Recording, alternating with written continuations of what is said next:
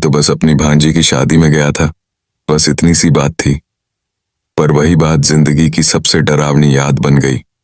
अब जब भी कोई कहता है शादी में चलोगे, वो तो दिल धक धक करने लगता है। हुआ यूं कि शादी गोरखपुर के पास एक छोटे गांव में थी। सब कुछ वैसा ही जैसे हर शादी में होता है।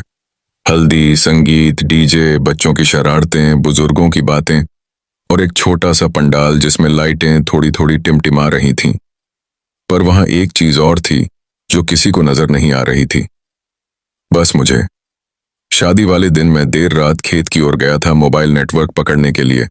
वहीं से वापसी में जब मैं अकेला लौट रहा था तो गांव के बाहर एक पुरानी लाल मारुति कार सड़क किनारे खड़ी दिखी। हेडलाइट जल रही थी पर कोई था नहीं। जैसे ही पास पहुंचा, मुझे सीट पर एक औरत बैठी दिखी। लाल जोड़ा पहने, पर चेहरा ऐसा जैसे मरा हुआ इंसान हंस रहा हो। आंखें एकदम सफेद और मुस्कान इतनी फैली हुई जैसे किसी ने जबरदस्ती चेहरा चीर दिया हो। मैं हड़बड़ाया, पीछे हटा। तभी वो बोली, बारात कहाँ रुक गई? उसकी आवाज में कुछ ऐसा था जैसे दो लोग एक साथ बोल रहे हों। एक इंसान, एक कुछ और। मैं बदहवास होकर भागा, गांव पहुंचा, सबको बताया, पर सब बोले तू पागल हो गया है।